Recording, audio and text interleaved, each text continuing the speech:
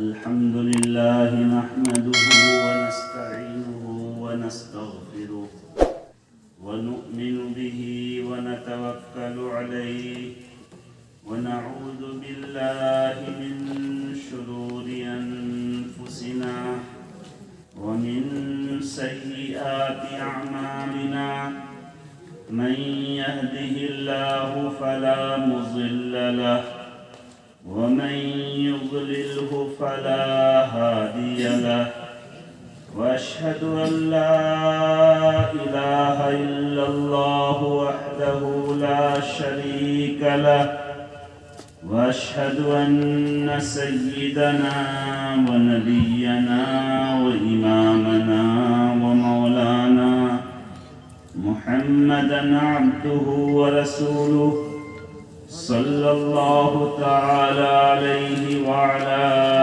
آله وأصحابه وذرياته وبارك وسلم تسليما كثيرا كثيرا أما بعد أعوذ بالله من الشيطان الرجيم بسم الله الرحمن الرحيم ومن يطع الله والرسول فأولئك مع الذين أنعم الله عليهم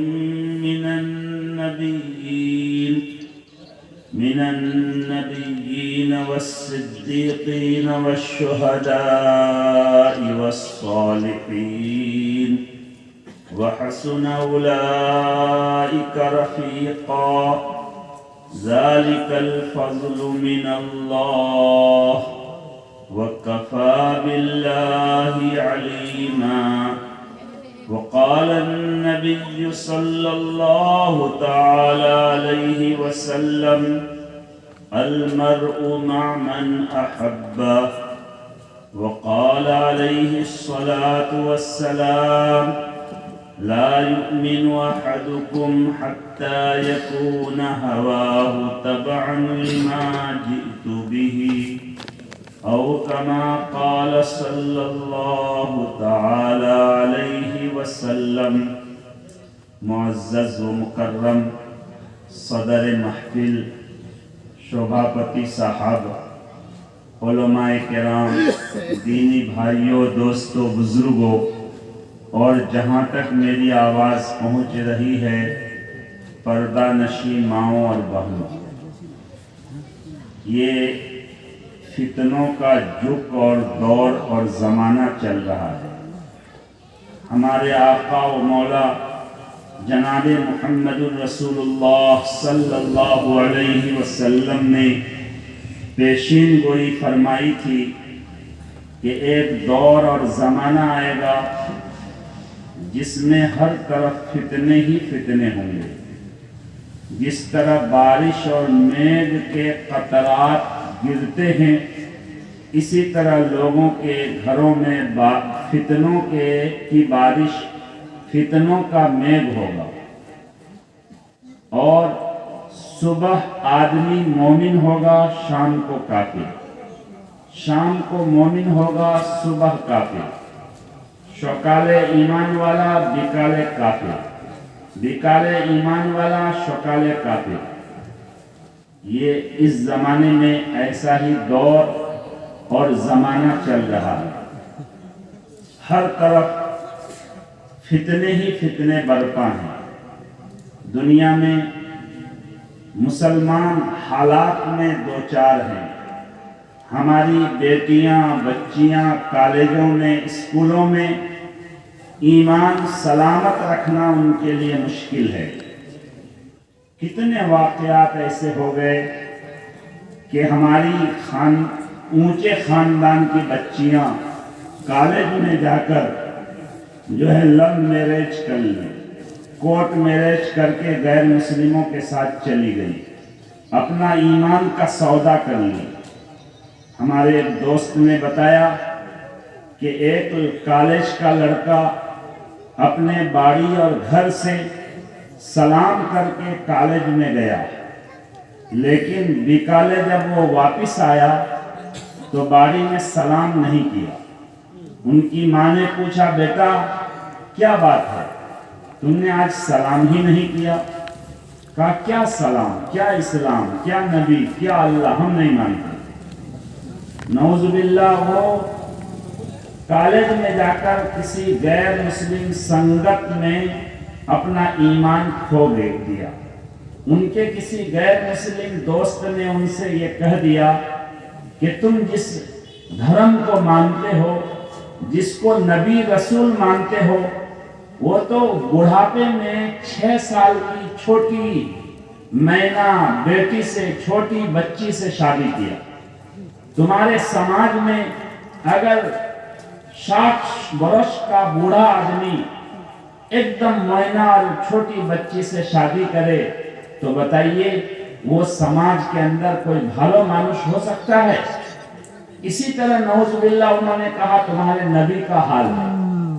بس یہ بات ان کے دماغ میں بیٹھ گئی، چونکہ ان کو نبی کی تعلیم کا علم نہیں تھا، ہماری نبی کی زندگی ان کے سامنے نہیں تھی، ورنہ ہمارے آقا و مولا سرور دو جہاں صلی اللہ علیہ وسلم کی زندگی اتنی پاک صاف زندگی گزری ہے کہ آپ کے جو جانی دشمن تھے، ابو لہب، ابو جہل، امیہ ابن خلف، عقبہ ابن ابی معیط وغیرہ جیسے لوگ بھی کبھی آپ پر یہ انگلی نہیں اٹھا پایا کہ آپ نعوذ باللہ شہوت پرست ہوں، نفس پرست ہوں۔ آپ کی پاک دامنی کے خلاف انہوں نے بھی ایک جملہ کبھی نہیں بول پایا۔ آپ 25 سال کی عمر میں، جو عین جوانی کی عمر ہوتی ہے، ایک 40 سال کی بوڑھی عورت سے آپ نے شادی کی اور ماں خدیجہ رضی اللہ عنہا کے ساتھ آپ تقریباً زندگی کا بڑا حصہ گزار دی۔ 50-51 سال تک وہی بوڑھی عورت کے ساتھ آپ رہے، ایک ہی شادی رہی، ایک ہی بیوی رہی۔ یہی تو اصل جوانی کا زمانہ ہے، لیکن اس زمانے میں آپ نے ایک بوڑھی عورت کے ساتھ زندگی گزاری۔ ماں خدیجہ دنیا سے چلی گئی تو حضرت سودا یہ اور بوڑھی تھی، ان سے آپ نے دوسری شادی کی اور تقریباً 56 سال کی عمر تک اسی ماں سودا بوڑھی عورت کے ساتھ آپ گزارے۔ 56 برس کے بعد آپ نے باقی شادیاں کی۔ وہ شادیاں آپ دین پھیلانے کے لیے، شریعت اور اسلام کو عورتوں تک پہنچانے کے لیے سب شادیاں کی، لیکن اس لڑکے کے سامنے ہمارے نبی کی یہ تاریخ نہیں تھی۔ ان کے دوست نے، ان کے بندوں نے ان کو جیسا سمجھایا ویسا ہی سمجھ لیا۔ یہ ایسا دور چل رہا ہے۔ اس دور میں ہم اگر اپنا ایمان سلامت رکھنا چاہتے ہیں، دین اسلام پر قائم رہنا چاہتے ہیں، تو ہمارے لیے ضروری ہے کہ ایمان والوں، دینداروں، علماء، اولیاء، بزرگان دین، اللہ والوں سے اپنا سمپرک مضبوط کر لیں، اپنے آپ کو علماء سے باندھ دیں، اللہ والوں سے اپنے آپ کو جوڑ دیں۔ اگر ہم اپنے آپ کو اللہ والوں سے جوڑ دیں گے، علماء سے اپنے آپ کو جوڑ دیں گے، تو دنیا کی کوئی طاقت ہمارا ایمان چھین نہیں سکے گی۔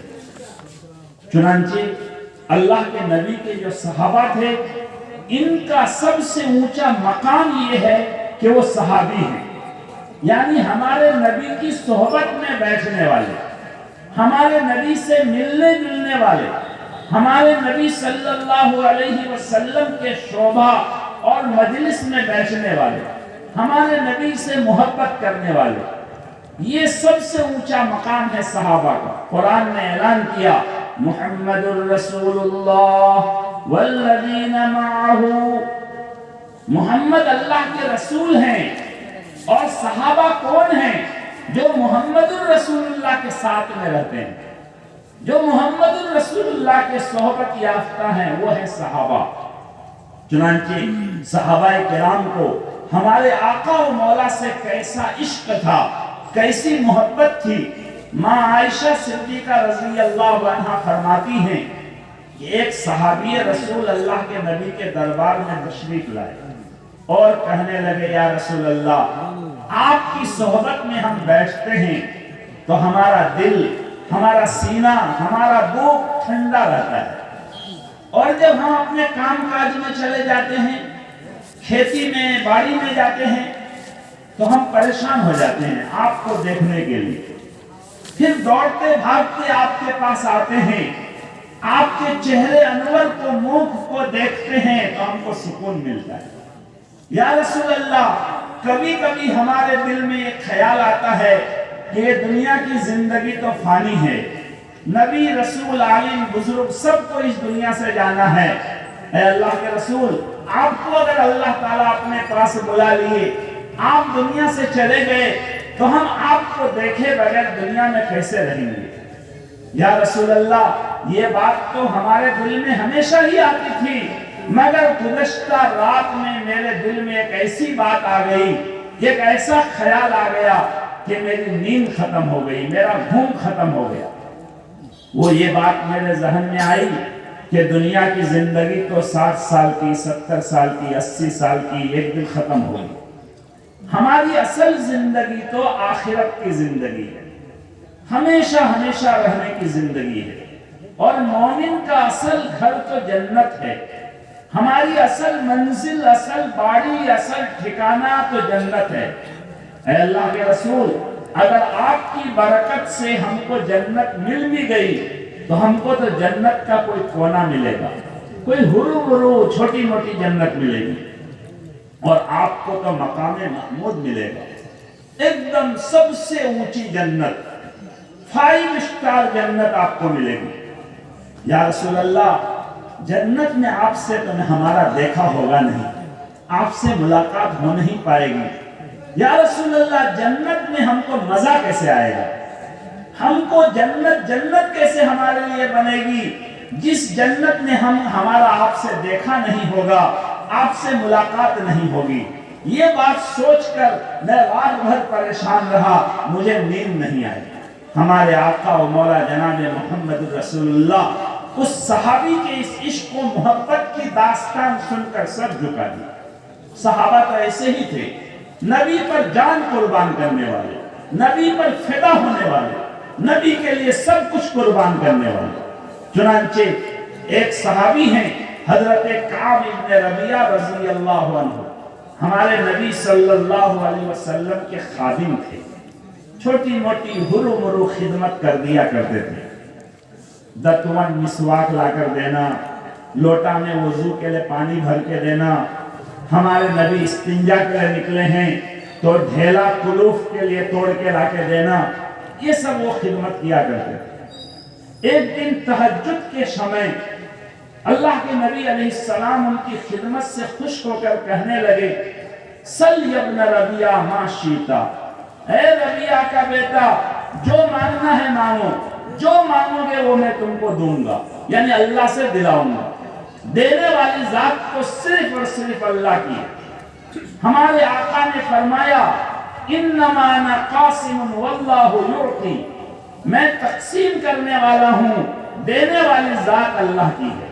لیکن بخاری شریف کی حدیث ہے کہ اس دھرتی اور زمین اور ماٹی پر اللہ کے کچھ ایسے بندے ہیں لو اقسم علی اللہ لابرہ، اگر وہ اللہ پر قسم کھا لے، اللہ سے ضد کر لے کہ اللہ ادھر دینا ہی پڑے گا، یہ دیتے لگو، تو اللہ تبارک و تعالیٰ ان کی ضد کو ضرور پورا کرے۔ وہ جو مانگ لیتا ہے اللہ دیتے ہیں، تو ہمارے آقا و مولا بھی اللہ پر بھروسہ کر کے فرمائے کہ تم مانگو جو مانگنا ہے، جو مانگو گے وہ میں اللہ سے دلاؤں گا۔ بتائیے اتنا بڑا آفر ان کو ملا، اگر وہ چاہتے تو یہ کہہ سکتے تھے یا رسول اللہ یہ احد پہاڑ ہے، مدینہ میں اتنا بڑا پہاڑ ہے، اس پہاڑ کو میرے لیے سونا بنا دی، یقیناً اللہ کے نبی سونا بنا دے۔ اگر وہ کہتے یا رسول اللہ مجھے سلیمان علیہ السلام جیسی حکومت دلا دیجیے، سلطنت سلیمانی دلا دیجیے، سلیمان علیہ السلام کی حکومت صرف مانوش ذات پر نہیں، انسان، جنات، ہوا، پانی، مینا، پاکھی، ہر چیز پر حضرت سلیمان علیہ السلام کی حکومت چلتی تھی. اگر وہ حکومت مانتے اللہ کے نبی دلا دیتے. اگر وہ کہتے مجھے نوح علیہ السلام جیسی عمر چاہیے, 1000 سال کا بوئش میرا ہو جائے, تو اللہ کے نبی ضرور دلا دیتے. مگر وہ صحابی کچھ دنیا کی دولت نہیں مانی. کیا مانے؟ کہنے لگے اسألک مرافقتک فی الجنہ یا رسول اللہ, اے اللہ کے رسول جنت میں آپ کے ساتھ مجھے رہنا نصیب ہو جائے, جنت میں آپ کے پاؤں اور قدم کے پاس مجھے جگہ مل جائے. یا رسول اللہ دنیا میں خدمت کرتا ہوں, اللہ نے مجھے موقع دیا, مجھے یہ شرف دیا کہ میں دنیا میں آپ کی خدمت کرتا ہوں. یا رسول اللہ جنت میں بھی آپ کی خدمت کروں, آپ کے ساتھ رہنا نصیب ہو جائے. بس یہی میرا سوال ہے, یہی ارمان ہے, یہی آرزو ہے, یہی تمنا ہے. اللہ کے نبی علیہ السلام نے فرمایا او غیر ذالک یا ابن ربیعہ, اے ربیعہ کا بیٹا کچھ اور مانگو. یہ تو بہت بڑا سوال ہے. حضرت عمر, حضرت عثمان جیسے, حضرت حمزہ جیسے جو ہے صحابہ کے ساتھ رہے گا, والصالحین نیک لوگوں کے ساتھ جنت میں رہے گا. جو ہے امام ابو حنیفہ, امام شافعی, معین الدین چشتی, عبد القادر جیلانی, حضرت گنگوہی, حضرت مدنی, حضرت باسکندی, ایسے اللہ کے نیک بندوں کے ساتھ جنت میں رہے گا. وحسن اولئک رفیقا. دنیا میں کوئی بھالو بندو مل جائے تو بہت خوش ہوتے ہو کہ ہمارا بندو بہت بھالو مانوش, لیکن یہ جو اللہ کے نیک بندے ہوں گے یہ بہت بھالو بندو ہوں گے, بہت بھالو دوست ہوں گے. ذالک الفضل من اللہ, یہ تمہارے عمل کی وجہ سے تم کو نہیں ملے گا, یہ اللہ کا خاص فضل ہوگا صحبت کی برکت سے, اللہ والوں کے ساتھ رہنے کی برکت سے.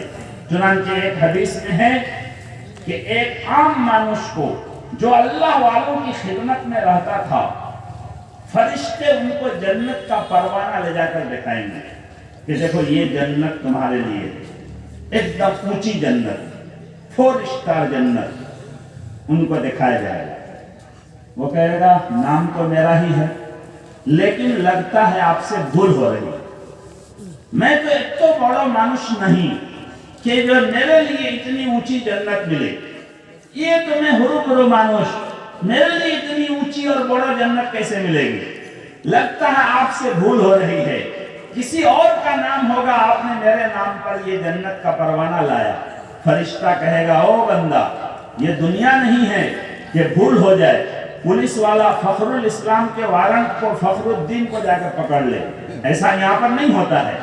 وہ کہے گا نہیں اللہ سے پوچھ کے آئیے, میں جنت میں مجھے گھسا دیں گے, بعد میں کام پکڑ کے نکالیں گے, وہ بہت مجھے خراب لگے گا, تو اس بعد کام سے بہتر ہے پہلے ہی تحقیق کر لیجیے.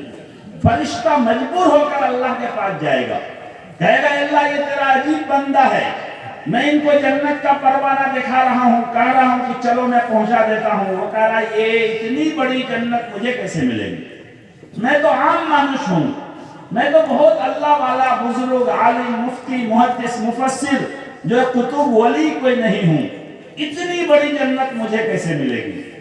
اللہ فرمائیں گے کہ میرے بندے سے کہہ دو کہ اے بندہ تمہارا تاج اور عمل تو اتنا اونچا نہیں تھا کہ تم کو اتنی اونچی جنت ملتی, لیکن اونچی جنت والوں کے ساتھ تم رہتے تھے دنیا میں, تمہارا جو ہے اٹھنا بیٹھنا بڑے اونچے لوگوں کے ساتھ ہوتا تھا, اللہ والوں کے ساتھ ہوتا تھا, علماء کے ساتھ ہوتا تھا.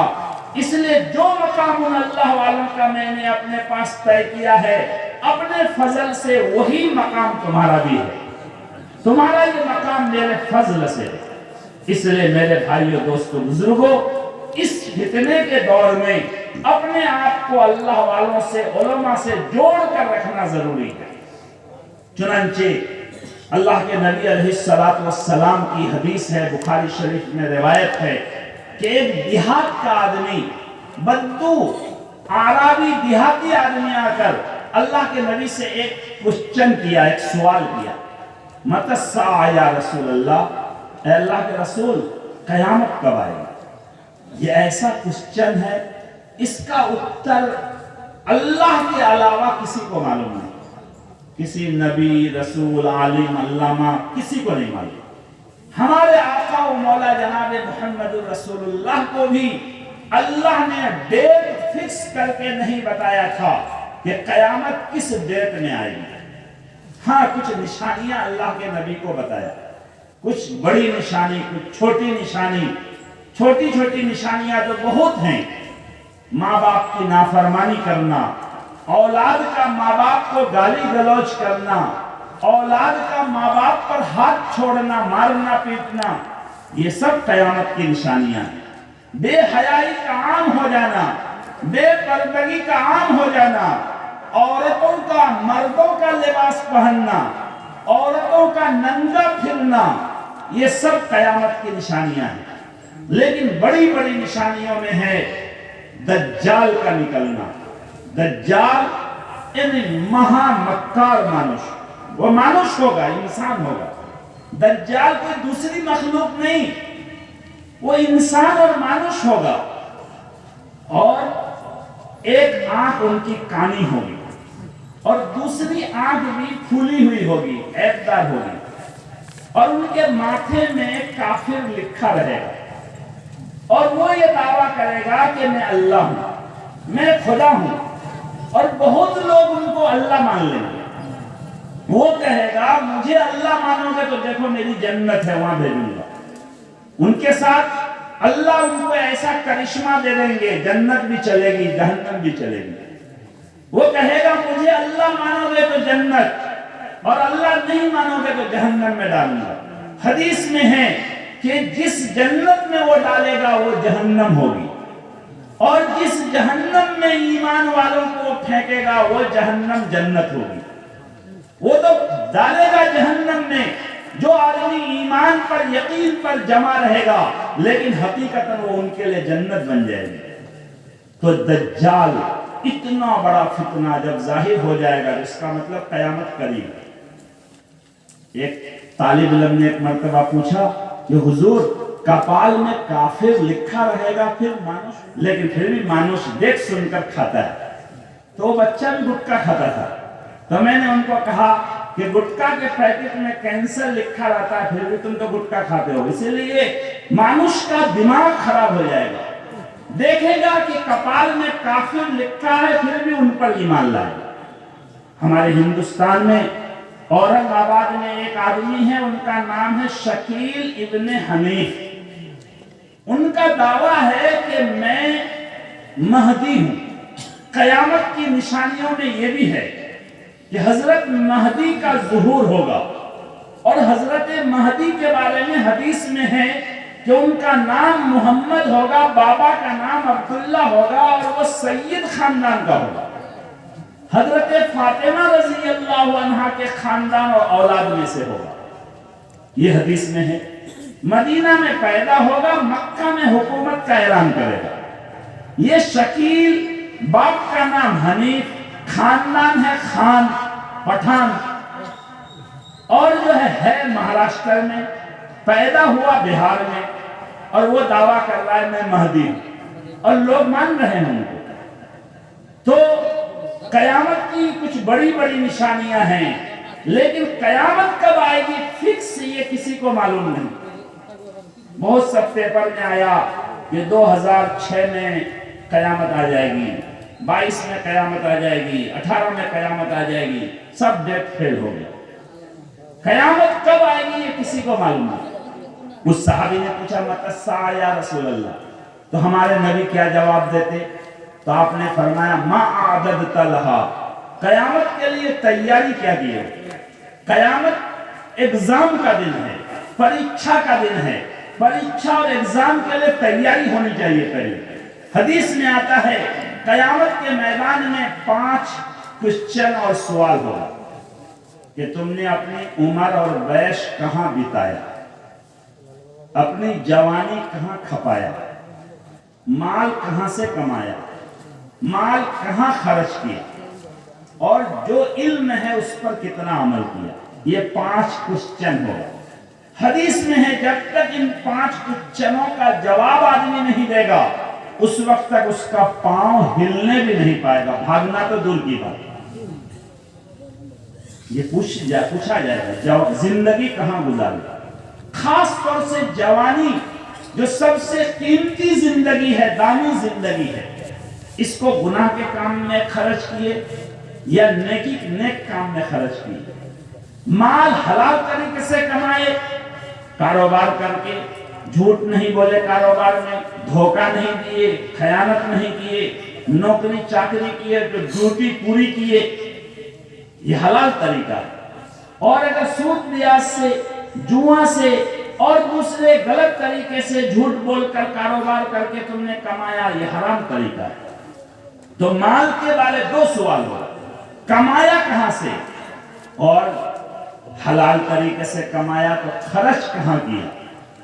اپنے گھر والوں پر، رشتہ داروں پر، یتیموں پر، مسکینوں پر، غریبوں پر، پڑوسیوں پر، مدرسوں پر، مسجدوں پر، جلسے میں، دین کے کام میں، بہت اچھی بات۔ اور اگر جوا میں، موت میں، شراب میں اور گناہ کے کاموں میں جو ہے کسی کو پر غلط پریشان کرنے کے لیے کیس مقدمہ میں، تو اس کا بھی سوال ہوگا۔ اور 5 نمبر کوشچن ہوگا کہ جو علم تھا اس پر عمل کیا ہوا۔ ہمارے کچھ لوگ سمجھتے ہیں اچھا یہ سوال حضور یہ تو آپ لوگوں سے ہوگا، علم تو آپ لوگوں کے پاس ہے، ہم لوگوں کے پاس تو علم نہیں، یہ بھول جائیے۔ ہر مسلمان کے پاس یہ علم ہے کہ اللہ ایک ہے، ہر مسلمان کے پاس یہ علم ہے اللہ کا کوئی شریک نہیں، ہر مسلمان کے پاس یہ علم ہے کہ 5 وقت کی نماز فرض عین ہے، زکوٰۃ فرض عین ہے، اور بڑا مالدار ہے تو حج فرض عین ہے۔ ہر مسلمان کو یہ علم ہے کہ موت شراب حرام ہے، زنا حرام ہے، چوری حرام ہے، ڈکیتی حرام ہے، کسی کے ماٹی دبانا حرام ہے، کسی کے ساتھ جو ہے غلط کام کرنا، ان کو پریشان کرنا حرام ہے، کسی کی چغلی کرنا حرام ہے، جھوٹ بولنا حرام ہے، غیبت کرنا حرام ہے، سب مسلمان کو معلوم ہے۔ یہی علم ہے۔ علم کا مطلب یہ نہیں کہ بخاری اور جو ہے قرآن شریف کا ترجمہ جانتا ہوں، ہر مسلمان کو یہ علم ہے، ہر ایک سے اس کے بارے پوچھ ہوگا کہ اس پر عمل کیا کیا۔ تو قیامت تو پریچھا کا دن ہے۔ اللہ کے نبی نے فرمایا ما عادت لہا، تیاری کیا کیے ہو؟ وہ صحابی تھے تو دیہات کے بدو صحابی تھے لیکن بڑے عقل مند تھے۔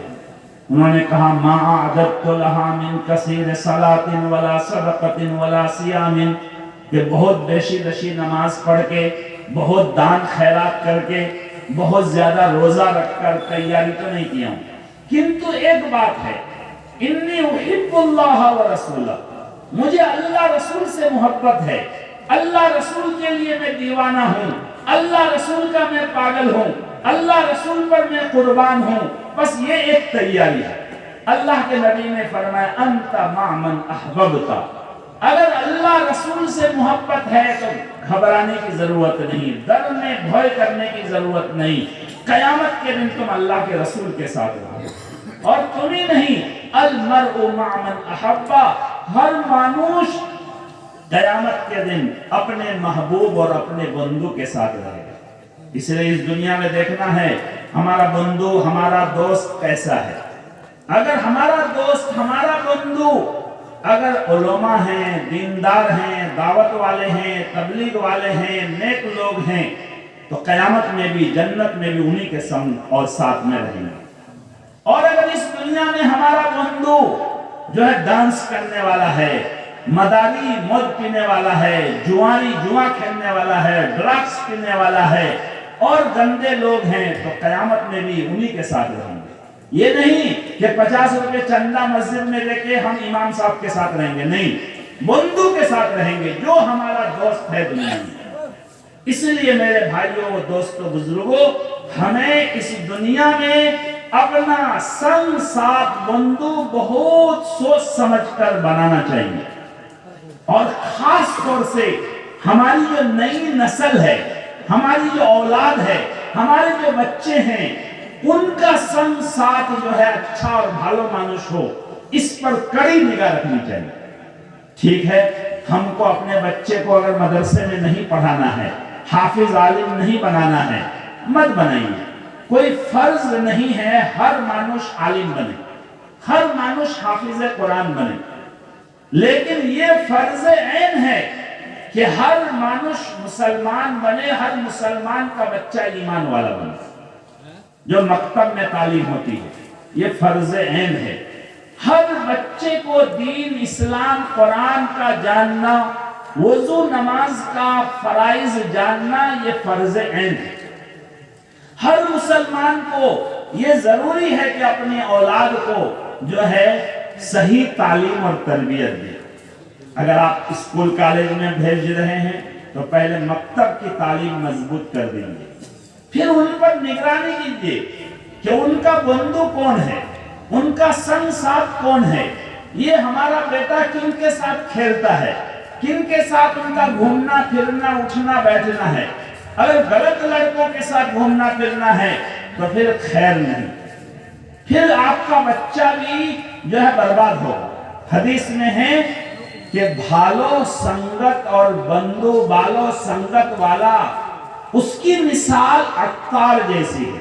ایک آدمی کے پاس خوشبو عطر ہے، عطر کی دکان ہے، اگر عطر کی دکان میں جا کر کوئی بیٹھے گا تو خوشبو سونگے گا، ہو سکتا ہے عطر والا تھوڑا خوشبو لگا دے، روئی میں خوشبو دے کر ایک پھایا دے دے، آپ کان میں رکھ لیں گے، 4 دن تک سونگ رہے ہیں، فائدہ ہی فائدہ۔ ہو سکتا ہے کوئی خوشبو آپ کو پسند آ جائے اور آپ کہیں یہ عطر کتنے کا ہے کہ 50 روپے کا، چل لیجیے یہ مجھے دے دیجیے، فائدہ ہی فائدہ ہے، لابھ ہی لابھ ہے۔ اور برے سنگت اور برے بندو، بد بندو کی مثال ہمارے نبی نے دی لوہار کی دکان سے، جو چاقو چھری تلوار لوہا سے بناتا ہے، اس کے دکان میں بھٹی ہوتی ہے، اس بھٹی میں لوہا کو آگ میں جلا کر کے اس پر ہتھوڑا مارتا ہے، اس میں ایک مہک اور بدبو ہوتی ہے۔ لوہار کے دکان میں بیٹھیں گے تو بدبو محسوس ہوگی۔ ہو سکتا ہے جب وہ اپنا لوہا پیٹے گا تو اس کا کوئی چنگاری آ کر آپ کے شریر میں، بدن پر پڑے، آپ کے کپڑ میں پڑے اور کپڑ جل جائے، بدن جل جائے، نقصان ہی نقصان ہے۔ اس لیے اس زمانے میں خاص طور سے ہم اپنی اولاد کے بارے فکر کریں۔ ہماری اولاد کو اگر آزاد چھوڑ دیں گے، ان کا سنگت اگر کیمرہ والا موبائل ہو گیا، برے دوست اور برے ساتھی ہو گئے، یہ بھی برا ساتھی ہے۔ نوجوان لڑکوں کو بگاڑنے کے لیے اس زمانے میں کوئی مانوش ذاتی کا برا بندو کی ضرورت نہیں۔ یہ جو ہمارا موبائل ہے یہ بھی ایک شیطان کا بچہ ہے، اس میں طرح طرح کی برائیاں ہیں۔ اگر بچے کو بچپنا میں موبائل دے کے آپ نے فری کر دیا، وہ کچھ بھی دیکھ سکتا ہے، ان کا دماغ، ان کا جو ہے عقل، ان کی سوچ سب برباد ہو سکتا ہے۔ اس لیے والدین پر ضروری ہے کہ اپنی اولاد کی تربیت کے بارے میں سوچیں۔ حضرت عمر رضی اللہ عنہ کے زمانے میں ایک باپ نے حضرت عمر کے ہاں مقدمہ پیش کیا کہ امیر المومنین، میرا بیٹا میرا خیال نہیں کرتا ہے، میرا سمان نہیں کرتا ہے، میرا حق ادا نہیں کرتا ہے۔ حضرت عمر رضی اللہ عنہ نے بیٹا کو بلایا کہ دیکھو تمہارے بابا نے تمہارے خلاف کیس کیا، تم بابا کا سمان نہیں کرتے ہو، حق ادا نہیں کرتے ہو۔ اس بیٹا نے کہا حضور امیر المومنین، آپ ایک بات بتائیے، میں بڑا ہوں نہ بابا بڑا ہے؟ ارے بابا بڑا ہے۔ کہا پہلے میرے اوپر حق ہے یا پہلے بابا پر حق ہے؟ کہا پہلے تو حق بابا پر ہے۔ کہا میرے بابا پر میرا کیا حق ہے وہ پہلے مجھے بتا دیتا۔ حضرت عمر رضی اللہ عنہ نے فرمایا کہ بابا پر پہلا حق یہ ہے کہ ماں کا انتخاب صحیح کرے۔ ظاہر ہے شادی کریں گے، بیوی جو بھی ہوگی اسی سے اولاد پیدا ہوگی، بیوی نیک ہوگی، صالحہ ہوگی تو اس سے اولاد بھی نیک صالحہ ہوگی۔ آج ہم شادی کرنے میں دیکھتے ہیں لڑکی گریجویشن ہے کہ نہیں، لیکن یہ نہیں دیکھتے ہیں لڑکی قرآن بھی پڑھی ہے یا نہیں، لڑکی نماز بھی پڑھتی ہے یا نہیں، لڑکی دیندار بھی ہے یا نہیں، ان کو نماز روزے کا مسئلہ بھی معلوم ہے یا نہیں، یہ نہیں دیکھتے۔ حالانکہ ان کو تو چولہا ہی جلانا ہے، ان کو تو اپنی اولاد کی تربیت کرنی ہے۔ اگر گریجویشن نہ بھی ہو تو کیا حرج ہے، لیکن اگر خدا نہ خواستہ وہ قرآن نہیں جانتی ہے، کلمہ نہیں جانتی ہے، اللہ رسول کا نام نہیں جانتی ہے، تو اس گود میں جو بچہ پرورش پائے گا وہ کبھی بھی دیندار نہیں ہو سکتا ہے۔ اس لیے حضرت عمر نے فرمایا کہ پہلا حق ماں باپ پر یہ ہے کہ باپ پر یہ ہے کہ ماں کا انتخاب صحیح کرے، دیندار لڑکی سے شادی کرے۔ اچھا حضور دوسرا حق یہ ہے کہ بیٹا بیٹی کا نام بھلو رکھے۔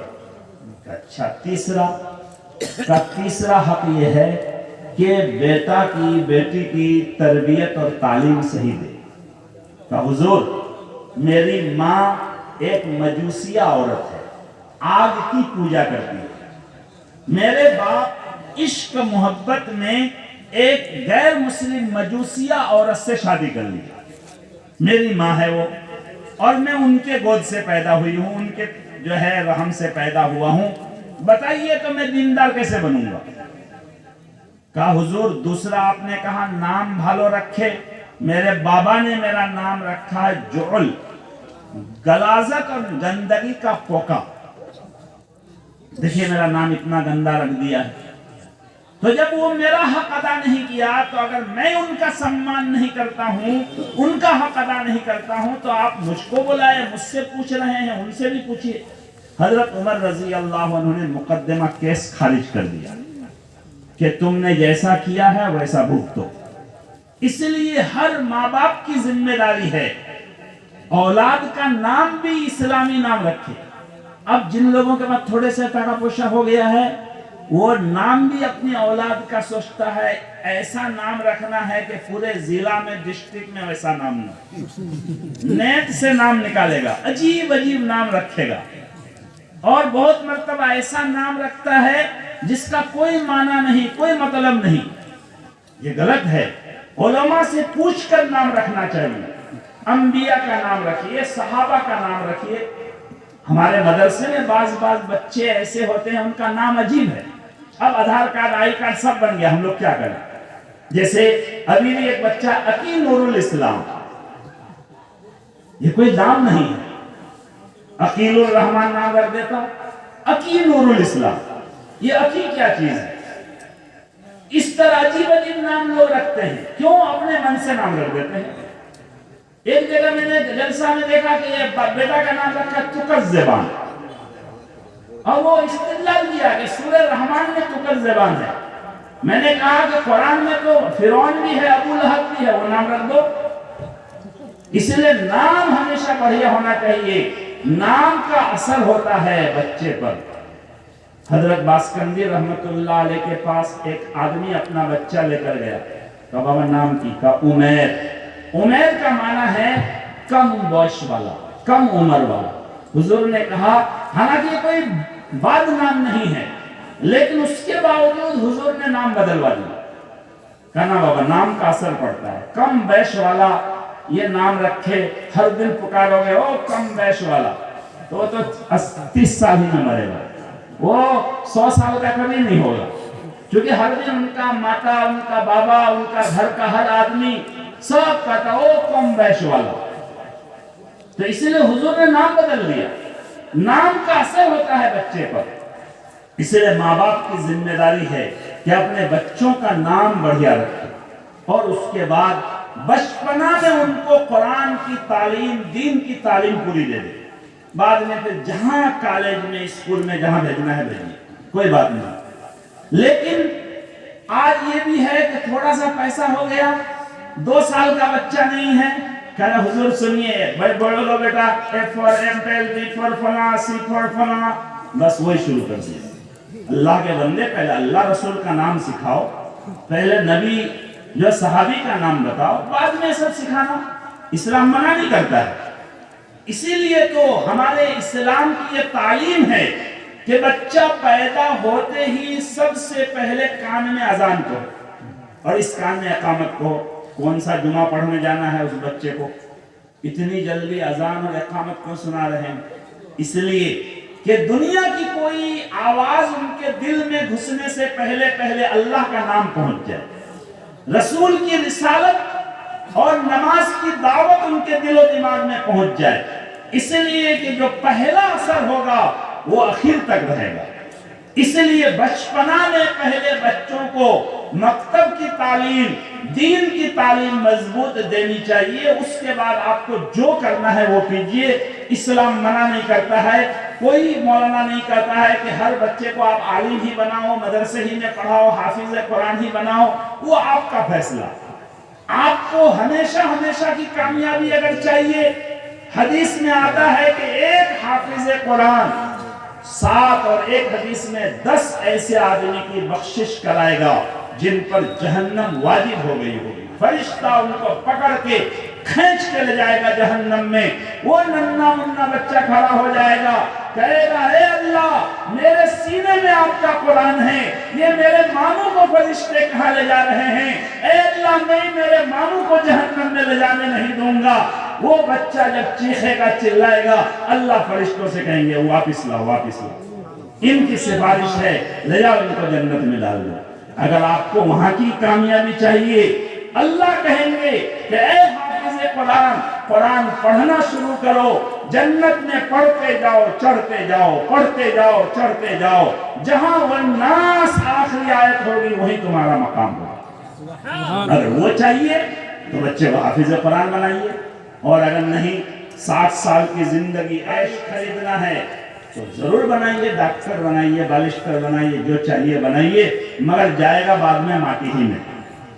آخری وقت میں وہی حافظ قرآن کے جنازہ پڑھانے کے محتاج نہیں. یہ تو اپنا اختیار ہے، لیکن یہ ہر باپ پر ضروری ہے کہ اپنے اولاد کو پہلے دینی تعلیم دیں. اور اس زمانے میں ہم لوگ کیا کیے ہیں، لڑکوں سے زیادہ ضروری سمجھتے ہیں لڑکیوں کو اسکول کالج میں پڑھانے.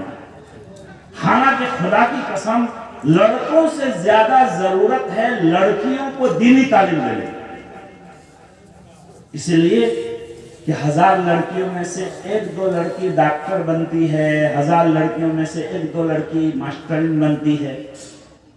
وہ تو جتنا بھی پڑھا دیں پھر چولہا ہی جلاتی ہے، بچے ہی کو پالنا پڑتا ہے. اور وہ نرس اور ڈاکٹرین صاحبہ کو بھی بچہ پالنا پڑتا ہے. ان بچوں کی تربیت کے لیے ان کو دین کی ضرورت ہے. اسی لیے ہمارے دعوت والے ساتھی، تبلیغ والے ساتھی کہتے ہیں کہ عورت میں دینداری آتی ہے تو گھر کے اندر دینداری آتی ہے. اس لیے ہمیں چاہیے کہ ہم اپنی بچیوں کی طرف خاص نگاہ کریں، ورنہ یہ بہت بڑا فتنہ ہے. ہماری بچیاں مرتد ہو رہی ہے، غیروں کے ساتھ جا رہی ہے، غیر ان کی جوانی سے خوب مزے لیتے ہیں، اس کے بعد کیا حال کرتے ہیں آپ لوگ دیکھیے. واٹس ایپ میں، فیس بک میں جو ہے نکال کر کیا ان کا برا انجام ہوتا ہے. بعض نے مسلمان لڑکیوں سے عشق کر کے کورٹ میرج کر لیا، بعد میں جلا کے لڑکی کو مار دیا، زہر دے کر مار دیا، زہریلا انجیکشن دے کر مار دیا. لڑکا ان سے مزہ لیا 3 سال، اس کے بعد بچہ بھی پیدا ہوا، بچہ اور لڑکی کو چھوڑ کے بھاگ گیا. یہ سب ہو رہا. اس لیے ہم اپنی بچیوں کے، اپنے بچوں کی تربیت کی اگر سوچیں گے تو انشاءاللہ ان کا ایمان سلامت رہے گا. نہیں تو دشمن ہمارے ایسے ڈاکو کھڑے ہیں کہ وہ چاہتے ہیں کہ ہمارے گھروں سے جو ہے ابو بکر عمر پیدا نہ ہو، ہمارے نسلوں میں جو ہے اللہ کے دشمن ابو لہب ابو جہل پیدا ہو. اس لیے ہمارے لیے اپنے لیے بھی ضروری ہے کہ ہم اپنے آپ کو علماء سے، دینداروں سے جوڑ کے رکھیں اور اپنی بچوں کی بھی صحیح تعلیم اور تربیت کریں. بچے کو مکتب میں بھی بھیجیں. جمعہ کے دن بچہ اگر سمجھدار ہے تو مسجد لے کر آئیں. علاقے میں کوئی اللہ والا بزرگ آ جائے تو بچے کو لے جائیں، ان سے ملاقات کرائیں، ان سے دعا لیں. اگر مدرسہ ہے قریب میں، ٹھیک ہے اسکول میں پڑھاتے ہیں کہ بابا چھٹی کا زمانہ ہے، 1 مہینہ تو مدرسے میں بیٹھو، مدرسے میں پڑھو، قرآن پڑھو. کسی استاد سے بات کر کے، ذمہ دار سے بات کر کے مدرسے میں 1 مہینہ کے لیے ڈال دیں تو انشاءاللہ ہمارے بچوں کا ایمان سلامت رہے گا. ورنہ نئی نسل کا سب سے بڑا مسئلہ اس زمانے میں ہے ایمان سلامت رکھنا. اور میرے بھائیوں، اس سے بڑی دنیا میں کوئی نعمت نہیں ہے کہ اللہ نے ہمیں ایمان کی دولت دی ہے. بس اس کو کسی طرح بچا کر موت تک بچا کے رکھ لیں تو بس ہمیشہ کے لیے کام ہے. شیطان موت تک ہمارا پیچھا کرے گا. کسی طرح ہمارا ایمان چھن لے۔ حضرت امام احمد دنیا کے 4 اماموں میں سے ایک امام ہیں، بہت بڑے عالم، بہت بڑے بزرگ، بہت بڑے اللہ والے، اللہ کے ولی۔ موت کے وقت بار بار کہتے تھے ابھی نہیں، ابھی نہیں، بے ہوشی میں ابھی نہیں۔ ہوش آیا، خادموں نے، شاگردوں نے پوچھا حضرت آپ بے ہوش ہوتے ہیں تو کہتے ہیں ابھی نہیں، ابھی نہیں، کیا بات ہے؟ حضرت نے فرمایا جیسے میں بے ہوش ہوتا ہوں ابلیس آ کر کھڑا ہو جاتا ہے اور وہ شیطان کھڑا ہو کے کہتا ہے